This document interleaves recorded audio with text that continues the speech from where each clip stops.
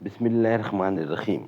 ناظرین، وی log number ہے 328 اور پہلی قسط ہے، صفحہ نمبر ہے 343۔ معارف القرآن جلد دوم، سورۃ النساء نمبر 4 کی آیت نمبر ہے 18۔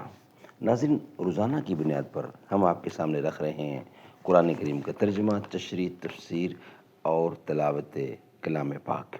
ناظرین، اس کتاب کا ٹائٹل ہے، اس کتاب کا تعارف ہے، اس کتاب کا نام ہے، اس کتاب کا ٹائٹل معارف القرآن جلد نمبر 2، سورۃ آل عمران سے لے کر سورۃ النساء تک، پارہ نمبر 3 کا رکوع نمبر 9 سے لے کر پارہ نمبر 6 کا رکوع نمبر ہے 4۔ رائٹر ہیں اس کتاب کے حضرت مولانا مفتی محمد شفیع صاحب عثمانی رحمۃ اللہ علیہ، مفتی اعظم پاکستان۔ نحمده ونصلي على رسوله الكريم، بسم الله الرحمن الرحيم۔ قال النبي صلى الله عليه وسلم، خيركم من تعلم القرآن وعلمه۔ بہترین لوگ وہ ہیں جو خود بھی قرآن پڑھیں، دوسروں کو پڑھائیں، سکھائیں اور لکھائیں۔ تو شاہین ہے، پرواز ہے کام تیرا، تیرے سامنے آسماں اور بھی ہیں۔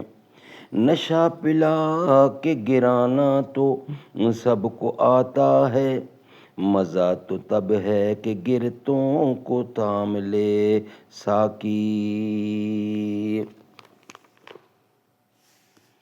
ناظرین، معارف المسائل کا کچھ حصہ باقی تھا، وہ ہم آپ کے سامنے رکھ رہے ہیں۔ خلاصہ یہ کہ انسان کوئی گناہ قصدن کرے یا خطان، دونوں حالت میں گناہ جہالت ہی سے ہوتا ہے۔ اسی لیے صحابہ و تابعین اور تمام امت کا اس پر اجماع ہے کہ جو شخص قصدن کسی گناہ کا مرتکب ہو، اس کی بھی توبہ قبول ہو سکتی ہے۔ بحر محیط کا یہ حوالہ دیا گیا ہے۔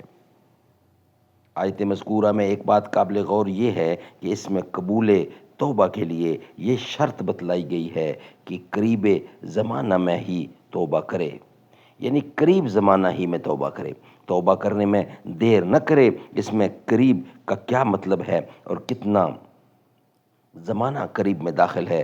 رسول کریم صلی اللہ علیہ وسلم نے اس کی تفسیر ایک حدیث میں خود اس طرح بیان فرمائی ہے، ان اللہ یقبل توبۃ العبد ما لم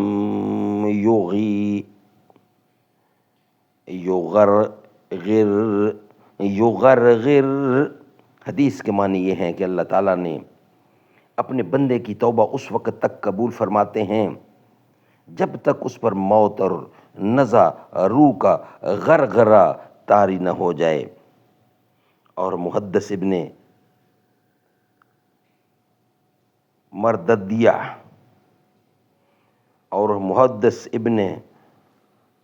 مرددیہ نے حضرت عبداللہ بن عمر سے روایت کیا ہے کہ انہوں نے رسول اللہ صلی اللہ علیہ وسلم کو یہ فرماتے ہوئے سنا ہے کہ جو بندہ مومن موت سے 1 مہینہ پہلے اپنے گناہوں سے توبہ کرے، یا 1 دن یا 1 گھڑی پہلے توبہ کرے، تو اللہ تعالیٰ اس کی توبہ قبول فرمائیں گے، بشرط کہ اخلاص کے ساتھ سچی توبہ کی گئی ہو۔ ابن کثیر کا حوالہ دیا گیا ہے۔ خلاصہ یہ کہ من قریب کی تفسیر جو خود رسول اللہ صلی اللہ علیہ وسلم نے فرمائی ہے، اس سے معلوم ہوا کہ انسان کی پوری عمر کا زمانہ قریب ہی میں داخل ہے۔ موت سے پہلے پہلے جو توبہ قبول کر لی جائے، قبول ہوگی، البتہ غرغرہ موت کے وقت کی توبہ مقبول نہیں۔ اس کی توضیح جو حضرت حکیم الامت تھانوی رحمۃ اللہ نے تفسیر بیان القرآن میں بیان فرمائی ہے کہ موت کے قریب 2 حالتیں پیش آتی ہیں۔ ایک تو یاس و نا امیدی کی، جبکہ انسان ہر دعا و تدبیر سے عاجز ہو کر یہ سمجھ لے کہ اب موت آنے والی ہے، اس کو حالت باس بالبا سے تعبیر کیا گیا ہے، دوسری حالت اس کے بعد کی ہے جبکہ نزائے روح شروع ہو جائے اور غرغرے کا وقت آ جائے، اس حالت کو یاس بالیا کہا جاتا ہے۔ پہلی حالت یعنی حالت بعث تک تو من قریب کے مفہوم میں داخل ہے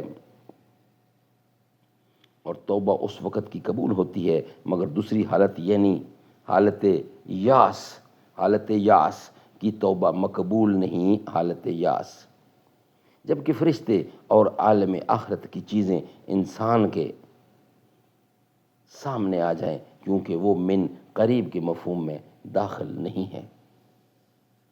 اس آیت میں من قریب کا لفظ بڑھا کر اس کی طرف اشارہ کر دیا گیا ہے کہ انسان کی ساری عمر ہی ایک قلیل زمانہ ہے اور موت جس کو وہ بعید سمجھ رہا ہے اس کے بالکل قریب ہے۔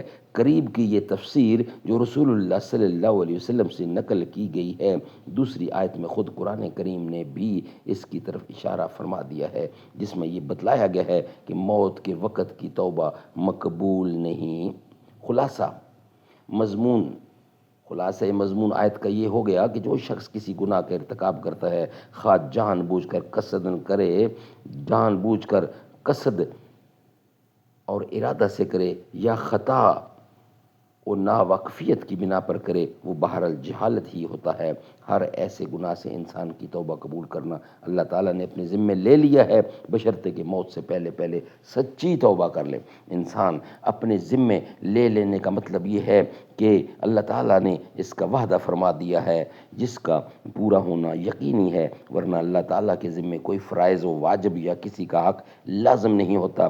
پہلی آیت میں تو اس توبہ کا ذکر تھا جو اللہ تعالیٰ کے نزدیک قابل قبول ہے، دوسری آیت میں اس توبہ کا بیان ہے جو قابل قبول نہیں۔ اس میں بیان فرمایا ہے کہ ان لوگوں کی توبہ قابل قبول نہیں جو عمر بھر جرأت کے ساتھ گناہ کرتے رہے، اور جب موت سر پر آ پہنچی اور نزع روح شروع ہو گیا، موت کے فرشتے سامنے آ گئے، اس وقت کہنے لگے کہ ہم اب توبہ کرتے ہیں۔ انہوں نے فرصت عمر گنوا کر توبہ کا وقت کھو دیا، اس لیے ان کی توبہ مقبول نہیں۔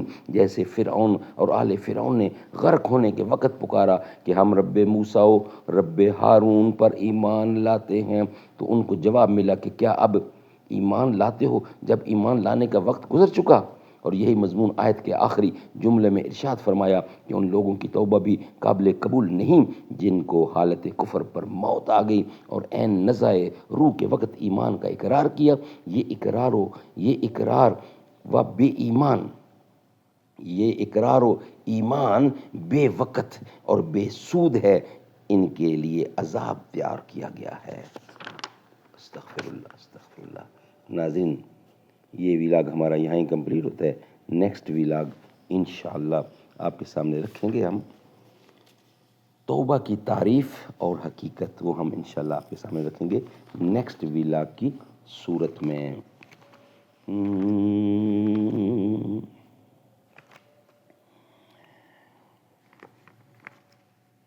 زمین محلی نہیں ہوتی، زمن میلا نہیں ہوتا، محمد کے غلاموں کا کفن میلا نہیں ہوتا، محبت کملی والے سے وہ جذبہ ہے سنو لوگو، یہ جس من میں سما جائے وہ من میلا نہیں ہوتا، محمد کے غلاموں کا کفن میلا نہیں ہوتا، گلوں کو چوم لیتے ہیں سحرنم شبنمی قطرے، نبی کی نعت سن لیں تو چمن میلا نہیں ہوتا،